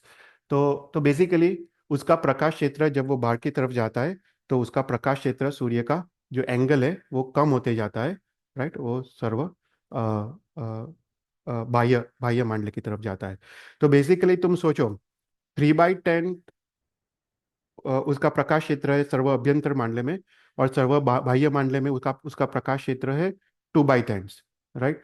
तो बेसिकली उसको सूर्य को 183 डेज में 1/10 उसका प्रकाश क्षेत्र कम होते जाता है, राइट। तो 183 डेज में 1/10 उसका प्रकाश क्षेत्र कम होते जाता है, और वापस जब सूर्य सर्व बाह्य मामले से सर्व अभ्यंतर मामले की तरफ आता है, उसका प्रकाश क्षेत्र वापस इंक्रीज होते जाता है।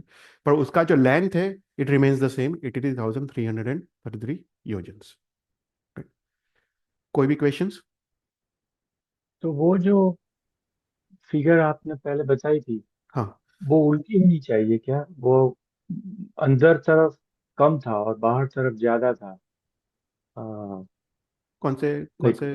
वो आप पहले पहले जो एक फिगर थी ना, जिसमें लावा समुद्र और जम्बू या यहाँ पे, हाँ, तो यहाँ पे जो, तो ये बाहर जाता है तो उसका ज्यादा बताया है, राइट? या राइट साइड डेफिनेटली पे। देखो, हाँ, क्योंकि सरकमफ्रेंस का मतलब कोई भी क्षेत्र का 3/10 लेने का, राइट। अगर जैसे यहाँ पे कोई मांडला है, तो उसका भी थ्री बाई ओके। टेन प्रकाशित करेगा ना। तो सरकमफ्रेंस इंक्रीज होते जाता है। तो वो, तो 3/10, तो उसका उसका जो 3/10 कैलकुलेशन है, उसका वो भी, लॉस ऑफ, ओके वो भी ओके। इंक्रीज होते जाता है, राइट। तो ये पूरे क्षेत्र को प्रकाशित करता है। तो सिर्फ हम तो सिर्फ मांडला ले रहे हैं, पर जैसे पुष्करवार द्वीप हो, तो उसका भी 3/10 लेने का। तो ऐसा करके वो उसका प्रकाश क्षेत्र दक्षिण दिशा में इंक्रीज होते जाता है, और उत्तर दिशा में उसका प्रकाश क्षेत्र डिक्रीज होते जाता है, क्योंकि सरकमफ्रेंस छोटा है बेसिकली। ओके। पर ठीक है, आई थिंक मेरे पास एक और कैलकुलेशन था, वो दिख नहीं रहा है। शायद मैंने इंक्लूड नहीं किया होगा वो स्लाइड। प्रकाश नहीं पूरा बराबर ये सब तो।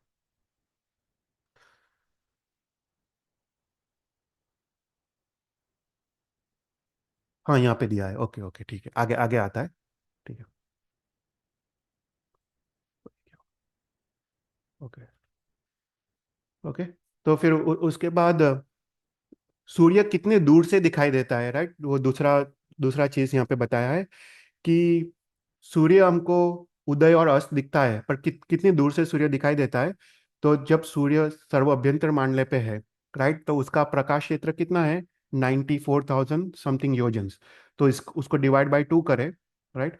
तो सूर्य 47,263 योजन से हमको दिखाई देता है, क्योंकि उसका प्रकाश आ रहा है, राइट।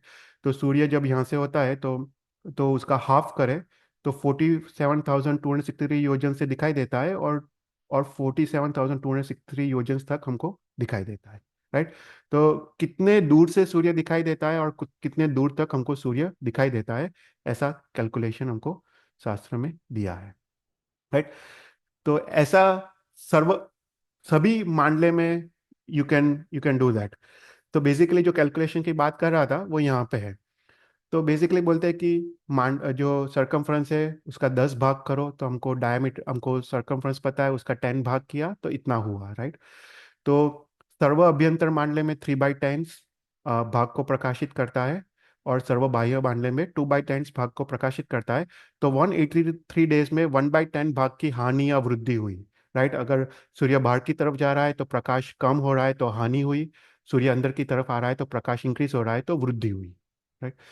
तो 183 डेज में सरकमफ्रेंस डिवाइड बाई 10, 1/10, राइट। तो जो सरकमफ्रेंस है डिवाइड बाई 10, उसकी इतनी हानि और वृद्धि हुई 183 डेज में। तो एक दिन में कितनी हानि वृद्धि हुई? तो एक दिन में 86 योजन्स की हानि वृद्धि हुई, राइट। तो उसका मतलब क्या, कि हमको जो सूर्य दिखाई देता है, आज जो सूर्य दिखाई देता है, कि पिछले के स्लाइड में हम देखे कि 47,263 योजन से दिखाई देता है, दूसरे दिन इट विल बी डिफरेंट, क्योंकि वो दूसरे मांडले पे है। तो दूसरे दिन हमको 86 योजन्स कम कम हो जाते हैं, राइट, क्योंकि सूर्य दूर जा रहा है। तो 86 योजन्स कम, तो ये जो डिस्टेंस है -86 योजन्स, राइट। तो 47,263 -86 योजन से हमको सूर्य दिखाई देता है। तो ऐसा करके हर एक मामले में जब सूर्य जाता है, ऐसे 86 योजन्स हमको कम डिस्टेंस से सूर्य दिखाई देता है, और कम डिस्टेंस तक हमको सूर्य, तो दोनों साइड 86 योजन्स से हमको हमको उसकी हानि होती है, और जब हम अपने पास आता है तब उतने डिस्टेंस से उसकी वृद्धि होती है, राइट। ऐसा करके शास्त्र में उसकी डेफिनेशन दी है। और सिमिलरली चंद्र, तो चंद्र की भी हानि वृद्धि होती है। तो चंद्र के अभी मात्र 14 डेज है, राइट। सूर्य के 183 डेज थे, तो 14 डेज में उसका 1/10 भाग करो तो 22,250।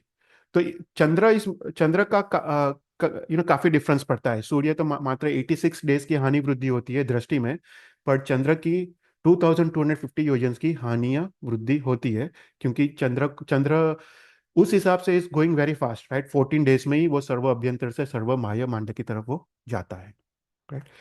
तो ऐसा करके शास्त्र में डेफिनेशन दी है। तो यहाँ पे बेसिकली एक कंक्लूजन है कि सूर्य और चंद्र दोनों ग्रह ऊर्ध्व ऊर्ध्व दिशा में 100 योजन का प्रकाश करते हैं, अधोलोक में 800 योजन का प्रकाश करते हैं, तिरछा तिरछी दिशा में 83,333 योजन का वो प्रकाश करते हैं, राइट। तो ऐसा करके यहाँ पे एक समरी दिया है। तो ये एक पिक्चर है कि जब सूर्य, ये उसका प्रकाश क्षेत्र है। अभी तुमको एग्जैक्ट पता चलेगा कि कैसा दिखता है प्रकाश क्षेत्र, कि सूर्य सर्व अभ्यंतर मानने पे है, तो ये मेरू पर्वत का 2/3, तो हर एक क्षेत्र का 2/3 लेने का, राइट। हर एक, तो इतना क्षेत्र को वो प्रकाशित करता है ऐसा सूर्य। ओके, तो ये उसका प्रकाश क्षेत्र हुआ।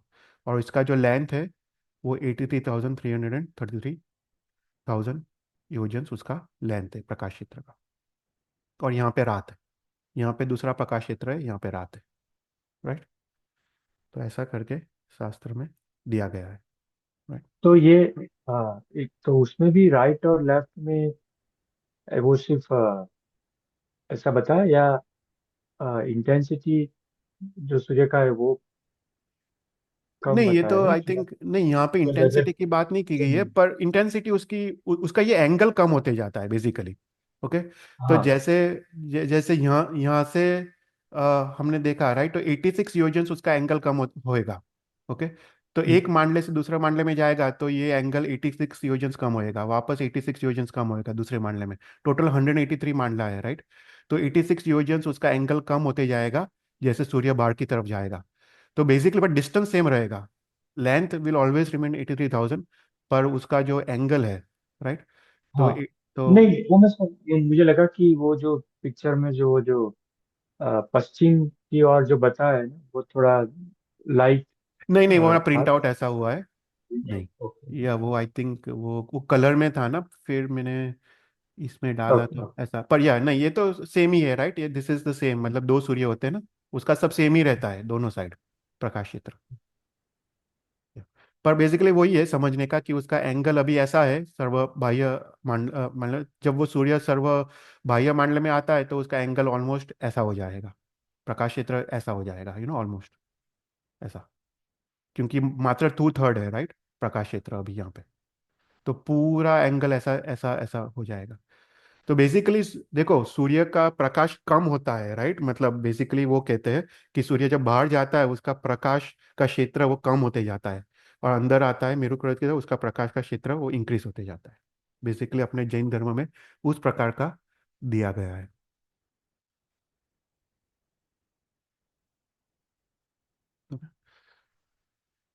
तो जस्ट टू रिकैप, अब आप ज्योतिष देव का हम टॉपिक पूर्ण करते हैं कि चार 5 प्रकार के ज्योतिष देव, सूर्य, चंद्र, ग्रह, नक्षत्र और तारा। उसमें सूर्य, चंद्र और ग्रह का उत्तरायण और दक्षिणायन होता है।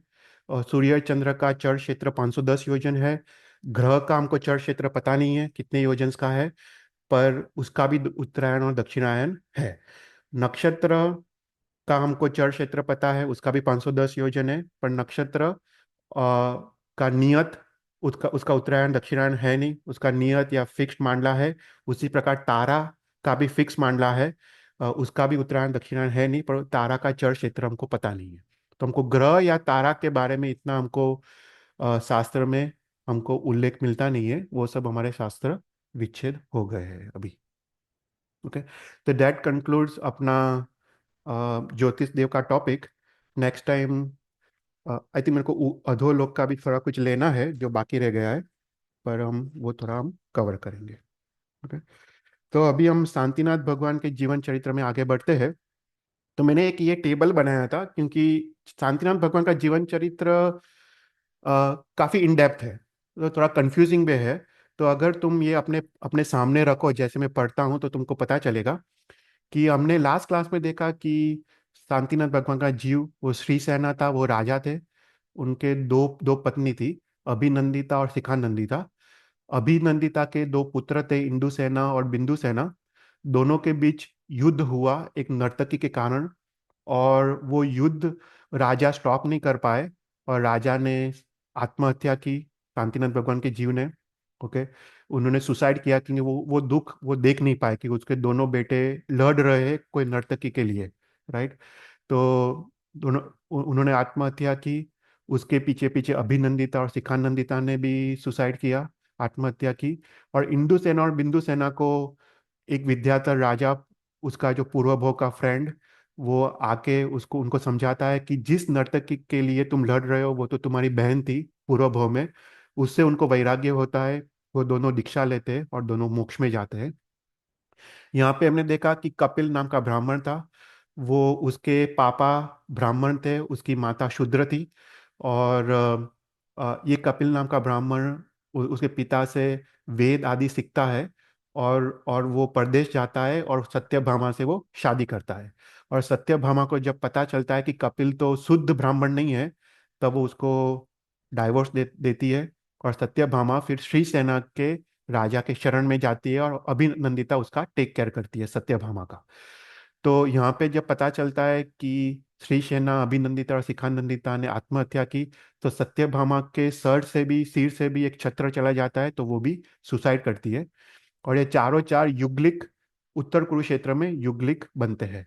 और उसमें श्री सेना का जीव युगलिक पुरुष, अभिनंदी का जीव युगलिक स्त्री, ऐसा करके शिखानंदिता का युगलिक पुरुष और सत्यभामा का युगलिक स्त्री। तो अ, श्री सेना का जीव, अभिनंदिता जीव के साथ उसका शादी होता है।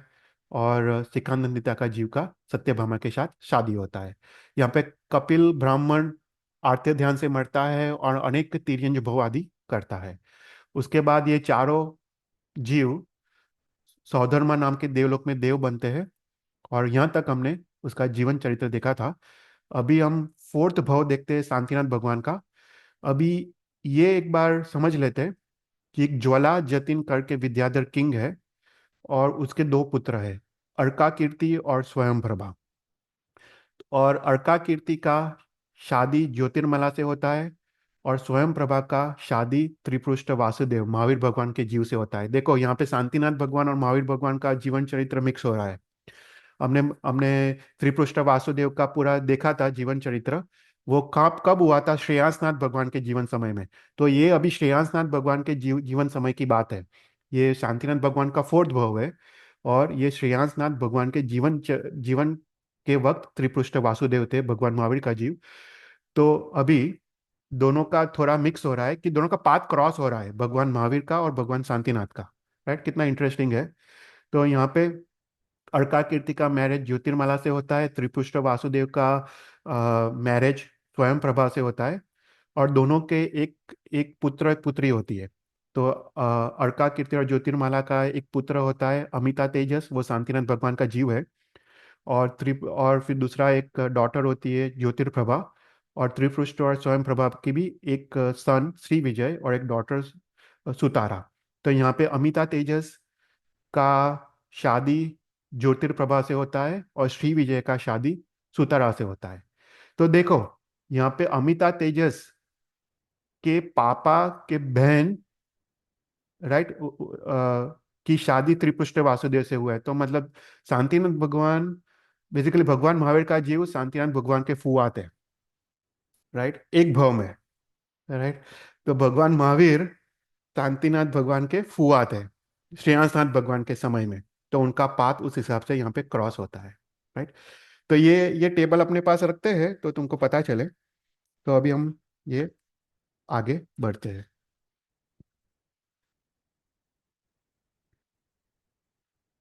Now in this same Bharat, On the base of mountains Vaidyatya, there is a city called Ratnapura Chakravala.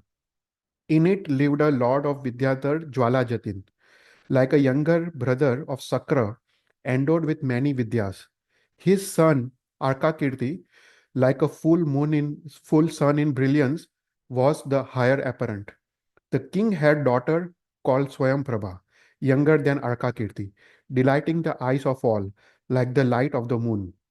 The first of Vasudev, the son of Prajapati, the younger brother of Achla, Triprushta, lord of Potanpur, married her.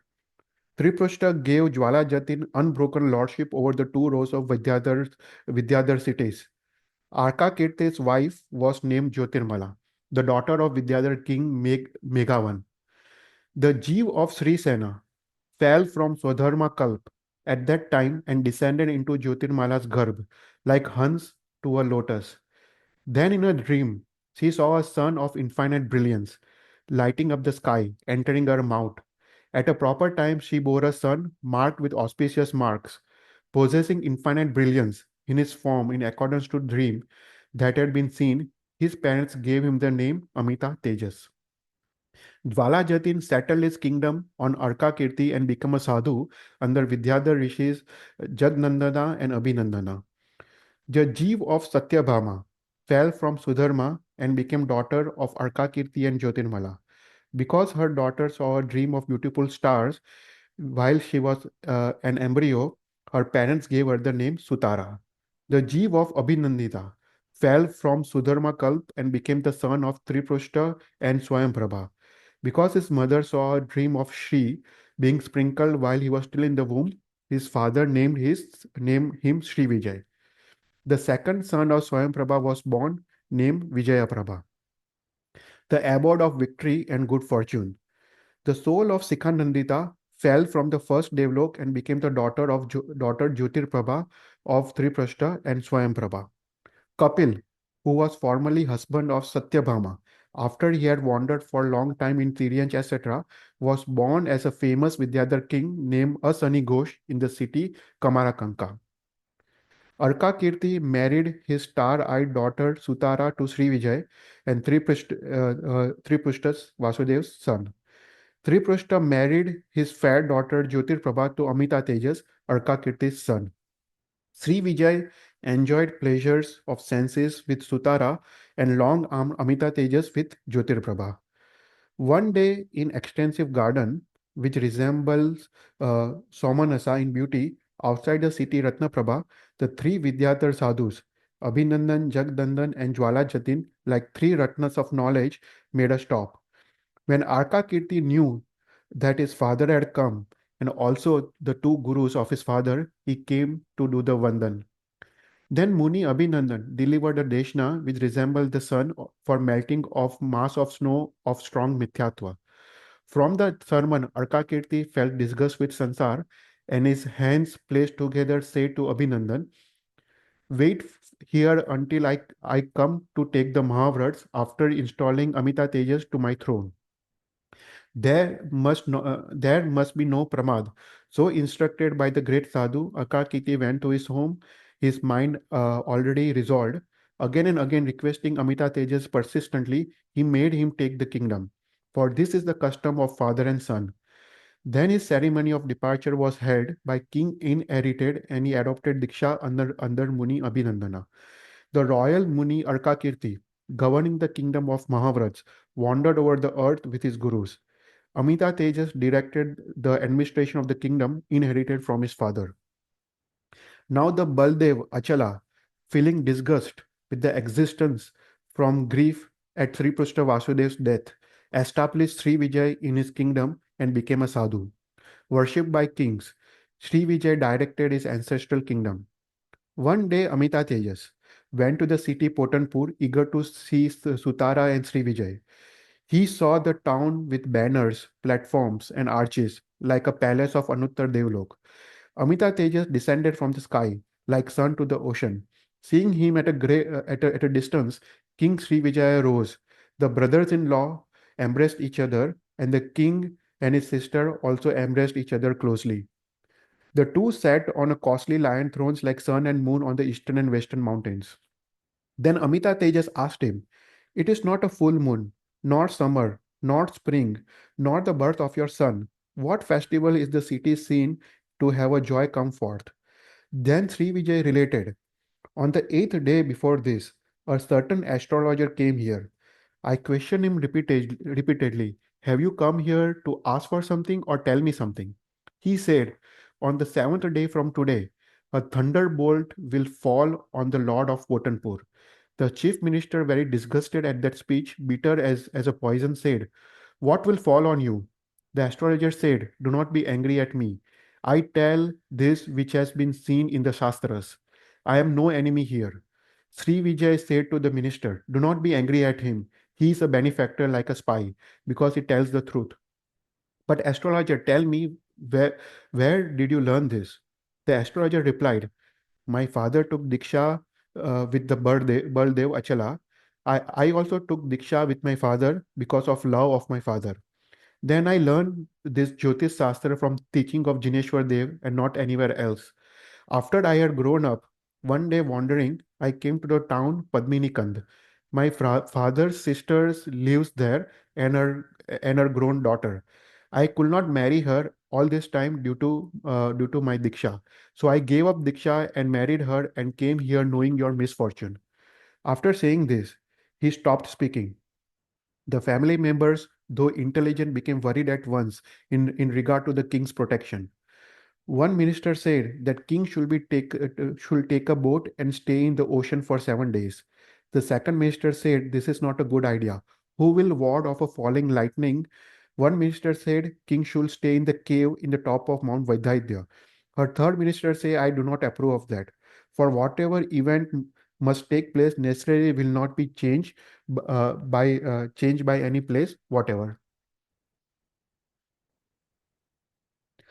Then he gives an example. In this Bharat Kshetra, in the city Vijay, there lived a good Brahman named Rudra Soma. He had been childless, but because of great offerings and prayers, a son Sikhin was born by his wife Jwalana Sikha. Once upon a time, a very cruel Rakshas came there, fond of human flesh. Daily he kills many humans, but eats only a little and leaves everything rest. The king said to the Rakshas, "Why do you kill many uselessly? Even tigers, ignorant, kill one creature to cure the hunger. Every day you too must take only one human for food. He himself will come by when his turn is determined by myself." This arrangement was made and accepted by the Rakshas. The king made lucky draw like system for all the people living in the city to determine their turn. The one picked became food for the Rakshas. One day the draw picked the Brahman's son. When his mother heard that, she cried pathetically. Near her house was a large haunted house, and her wailing was heard by the Vyantar Devi. Vyantari Devi said to the Brahman's wife, "Don't worry, we'll protect your son. Let your son go to the Rakshas and we'll bring him back." The king's guard came and seized the son and took him to the Rakshas. The Vyantari Devi took the son away and brought him back to his mother. The mother took her son at once and took him to the mountain cave for protection. His son was eaten by a python living there. Likewise, the event could not be changed by any place. Therefore, everyone must perform tap dharma, since karma is destroyed only by tap dharma. The fourth minister said, "This man foretold that the bolt of lightning will fall on the Lord of Potanpur and not on Sri Vijay. Therefore, make someone else the Lord of Potanpur for 7 days. The thunderbolt will fall on him." The king Sri Vijay said, "How can I consider the destruction of innocent man who will be crowned a king today? It is a very painful for all creatures, from Sakrendra to a small worm, to abandon a life. How can a miserable man perish while I look on? Our chief duty as a human being should be to protect the life of other creatures. How can we kill another to save my own life?" The minister said, "Your Majesty, indeed, we have twofold purpose. Calamity will pass away from master, and no man will perish. Install a statue of Kuber as a king. All people will attend it like you for 7 days. If there should be no calamity because of Bhagwan's Krupa, it will be a good thing. If there should be a calamity, there will be no destruction of life." The king agreed, and that is as a suitable idea, and went to Jineshwar Dev's Derasar and took Paushat for 7 days. The people attended the statue daily as if it were king. Then on the seventh day came, a cloud arose in the sky at noon, thundering very violently. From that cloud, as if splitting the universe, the thunderbolt fell on the statue that had been made by king. When the bolt of lightning fell on the statue, there was rain of gold jewels on the uh, astrologer made by women of household. The best of astrologers went back to the town Padmini Khand with lots of wealth. Sri Vijay made a statue of Kuber of jewels. So citizens are holding great festival from joy and allaying of my trouble. When he had heard this story, Amita Tejas joyfully honored his sister Sutara with the gifts of clothes and ornaments. After he had passed some time with Sutara and Sri Vijay, Amita Tejas went back to his own city. The king Sri Vijay with Queen Sutara went to the garden Jyotirvan with desire for amusement. At that time, a sunny Ghosh, Kapila's Jeev, was flying through the air and saw Queen Sutara, his wife in the former birth, a beautiful married woman pleasuring with him with her husband. Though he did not remember the relation from the former birth, from infatuation he felt a longing for her like his own wife. By power of a Vidya, he created a golden deer, captivating the eye, roaming before them. When Queen Sutara saw it, she said to her husband, "Bring the deer here, it might play with me." The king ran after the deer that was like a loose horse, equal to the wind in speed. The deer, like a river stream, never stumbling, led the king far away. It could not be caught.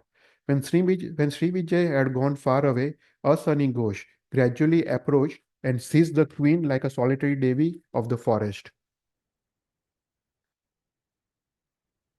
Then, using another Vidya, created another form of Sutara and cried out, "I have been bitten by a snake." When he heard that, the king abandoned the deer and returned. When he saw her fallen on the ground, her body powerless, the king treated her with the best of herbs and medicines. All the medicines, though seen to be reliable before, were useless for her. Her eyes closed, color of the face pallid, her thighs trembling, she soon died, while the king looked on. When he saw her lifeless, the best of kings fell on the ground unconscious as if dead. Sprinkled by sandalwood, his consciousness restored, the king cried out loud, "I have been robbed of my faith. Without you, I will fall from the weight of the burden of the sorrow. I, foolish, occupied by my wife's command, was deceived by a golden deer. I will abandon long life and follow my wife into the fire." Resolute, the king adorned with her the funeral pyre which had been made at once. When the fire began to burn, the two Vidyadhars came there. One of them sprinkled the pyre with water and recited a mantra, and fake form of Sutara fled with a burst of laughter. "Where is the blazing fire, and where is my dead wife? Who gave that loud laugh? And what is the play of fate?" With these reflections, the king asked the two men of pleasing appearance before him what happened. They bowed to the king and replied, "We are the soldiers of Vidyadhar King Amita Tejas, Sambhani, Srotas, and Dipashika. We set out to worship the sacred places of Jineshwar Dev. As we were flying, we heard the pathetic speech, painful to the ears to hear. O Sri Vijay, Lord of my life, O brother Amita Tejas, the equal of sun in splendor, O friend Vijay Bhadra, equal to the stand of Balbhadra, O family deities of Tripushta, save Sutara without delay from the wicked Vidyadhar like a doe from a wolf. Learning that our master's sister was being carried off by a villain, we followed the voice. Soon we saw Sutara seized by a sunny Ghosh. Unable to look at master's sister being kidnapped, frowning, we said to the enemy, "Look here, Asani Ghosh. Where are you going after seizing Sutara? We are going to kill you. Draw your weapons. We are soldiers of Vidyadhar King Amita Tejas." We approach with drawn swords with the intention of killing Asani Ghosh. The Queen Sutara said, "Stop your fighting. Go to Jyotirvan. My lord Sri Vijay is there. Stop Sri Vijay from killing himself." At her command, we quickly came here and extinguished the fire of the funeral with a charmed water. The fake form of Sutara, like a vampire, fled away with a loud laughter. Knowing that Sutara had been kidnapped, the king was depressed. They said to him, Master, do not grieve. He has not gone far yet. Where will he go? He isn't clever. They went to Vidyadhya to meet Amita Tejas. He at once arose with all the army to honor Srivijay. After sitting on the suitable seat with great respect, Amita Tejas eagerly asked reason for his coming. They told him the entire story of Sutara's kidnapping. Amita Tejas, his cheeks and eyes red with anger, said to the kings, How long shall Asani Ghosh live after kidnapping Sutara, your wife and my sister? Like scratching the mouth of the serpent. Amita Tejas gave Sri Vijay the Vidya of obstructing all the weapons, capturing and also releasing the weapons. He sent 500 of his son, Rasmi Vega, Amita Vega, Ravi Vega, Arka Kirti, Bhuvan Vega, Ravi Tejas, Kiran Vega, and others, accompanied by an army with the best of heroes to the city Kamarakanka to take Sutara from Asani Ghosh at once. They went to Kamarakanka at once, whole sky being covered by the Vidyadhar army, making hundreds of comets appear as if it were in the sky from soldiers' weapons. Knowing that Asani Ghosh was versed with Vidyas, Arka son went with his son Sahasra Rashmi, not inferior in power, to Mount Himvat with Vidya to acquire the Vidya called Mahajwala, which destroys the Vidyas of the enemies. There he engaged in Pratima Dhyan for 7 days, with a month's fast at purifying feet of Rishi Jayanta, engaged in Pratima, and he began to work of acquiring the Vidya. Sahasrarashmi guarded his father, just occupied and a little less than a month, passed away while they were just engaged. Now King Srivijay halted at the point outside Kamarakanka and sent a message to Asani Ghosh. The messenger spoke fearlessly. Shame on this shameless deed that you, like a crow, have done. Verily, manhood is only a pretense on the part of people lacking in courage and strength. Of such people, you are the foremost. Kidnap the queen in this way. Shame on you for using Pratarni Vidya to trick Sri Vijay and Sutara. Do you not know at all Sri Vijay, a son in splendor? He has come here to make your Vidyas powerless, so he will take away Sutara by force. So surrender her yourself. If you surrender the queen yourself and make submission, your life will prosper. Otherwise, Yam is ready. A sunny ghost said in a voice terrible as thunder, Oh, it is a good thing I have seen you, messenger. I have nowhere seen such a person. Birds go to Sumeru. Is there a manliness in them? By a single atom of effort on my part, he will go away, his power destroyed. Let him go and let him stay now. After considering the two possibilities, you go now and report to him what I said. The messenger, thus instructed by him, quickly left his city and reported a Sunny Ghost message to Tripashta Vasudev's son. When he had heard the message, that was like wind of fire of anger, King Srivijay made ready his army. Knowing Srivijay's soldiers were eager for battle, a Sunny Ghost instructed his sons to battle. Aswa Ghosh, Shat Ghosh, Sahasra Ghosh, Maha Ghosh, Bhim Ghosh, Gan Ghosh, and others, and their sons, Maha Ghosh, and the rest, all with the complete army left by the gate of Kamarakanka for a battle. Battle drums of both armies sounded with a very deep noise, like autumn clouds. The two armies began a great battle, which made a sky seem like it had 100 moons. From the falling bright arrows, felt like mountains striking each other, from the rutting elephants striking each other. Some completely dazed by terrible blows in attacks by clubs were fanned by relatives who used end of garments as fans. Some who were thirsty were given water again and again. Some even while their wives looked on were chosen by Devi, saying that he is my lord, be mine. One man, long armed, after taking an enemy's head, dances, and enemy's corpse danced as if in rivalry with him. Another leaped from one chariot which was broken to another chariot. Some, all of them whose weapons had been lost, fought with their arms like elephants with their tusks. A little less than a month passed while the two armies fought with missiles and weapons. The sons of Ashanigos, injured by beatings, were broken by Sri Vijaya's soldiers, like trees beaten by the winds. Then Asani Ghosh, who had strength of arm, and preeminent Vidyas, raising a huge club like a thunderbolt, scolding the broken princess. Instead of intending to break the enemy, plunged into the enemy's army like a boar into the pool. The sons of Amita Tejas were quickly defeated. Seeing Sutara's nephews defeated, King Srivijay himself rushed into battle. Then the two thundering and threatening each other, showing power of weapons and power of Vidyas, avoiding each other's blows with great dexterity, watched by Devs and Asurs, long arm fought. Then Sri Vijay, angry, powerful, struck with a sword and divided Asani Ghosh as easily as a plain stalk. The two parts became the two Asani Ghosh, terrifying the soldiers like noise, the two banyan trees from the banyan root. When he made two Asanigos twofold, they became four Asanigos raised up. When King divided the four Asanigos, eight Asanigos appeared on the battlefield. So Asanigos cut by them again and again became thousands of Asanigos, like stalks of rice. The Sri Vijay was then seen surrounded by thousands of Asanigos at the same time, like Mount Vaidyadya surrounded by clouds. When Sri Vijay was exhausted from dividing them repeatedly, the Amita Tejas came into the battlefield with Vidyas called Mahajwala. Asanigo soldiers fled from the approaching Amita Tejas, who was like the sun in brilliance.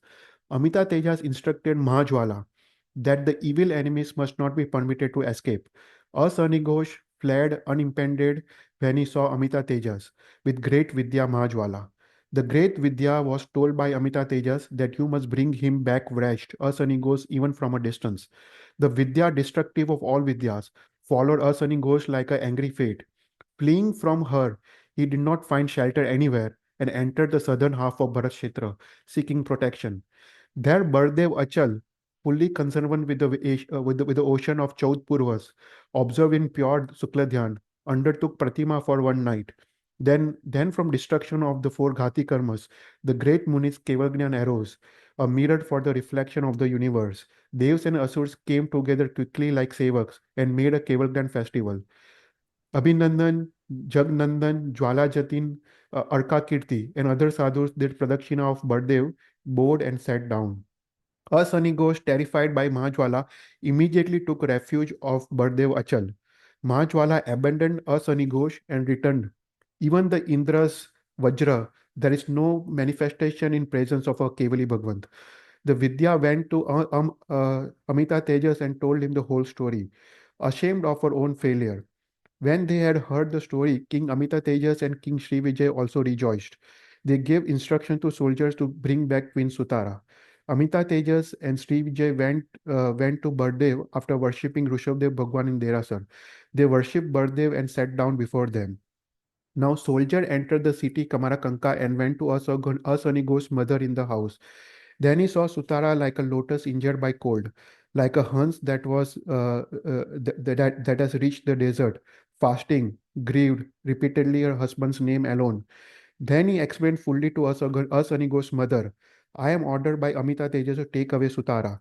Asanigo's mother took Sutara with her and went to Achala Swami assembly, where Sutara's husband was there. She delivered Sutara to Sri Vijay and Amita Tejas uninjured, as if she had been deposited in trust. She worshipped Baldev and blessed Kevalgnani and sat down in proper place. Then Asani Ghosh asked forgiveness of the kings and Mans and Vidyadhars in a conciliatory speech. They all remained in assembly with hostility allayed, and Achala Swami delivered the Deshna. At the end, Asani Ghosh, his hands pressed together, touching forehead, declared to the great Muni, Hey, Bardev, I had gone from the city Kamarakanka to the temple of blessed Muni Jayanta, and there reciting mantra and fasting for days, I acquired the Vidya called Brahmari. When I was on the way back, I saw Sutara with Sri Vijay in Jyotirvan. For some reason, love that is outside the sphere of words arose in me, and from mere sight of her, I thought I cannot go without her. My mind is eager as if it were completely joined to hers. After deluding the king with Vidya called Pratarni, I seized her. I released her into the hands of my mother. There is not a list of spot on her. I did not even mention anything improper to her. But tell me, blessed one, the cause of my love for her. ठीक है, तो यहाँ पे आज का हम and करते हैं. तो ये तो यहाँ पे you know I think next class में कपिल का भी स्टोरी पैरेलल, और सनी घोष का भी स्टोरी यहाँ पे पैरेलल शुरू होता है कि उनसे उसने कौन से भाव किए। तो हम नेक्स्ट क्लास में हम शांतिनाथ भगवान का जीवन चरित्र हम आगे देखेंगे। ओके, कोई भी क्वेश्चंस?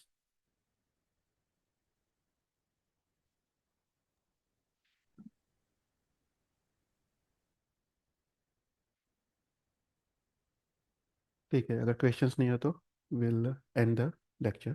एक नौका गिन हम्म। लेते हैं। नमो हरियंतानम, नमो सिद्धानम, नमो आयर्यनम, नमो उज्जायनम, नमो लोय सवसावनम, ऐसो पंच नमकारो सव पापरांसरो मंगलांच सवसिम परमई मंगलम। जी नागना विरुद्ध बुलाए तो इच्छा में। Thank you. Thank you. हाँ, पता है।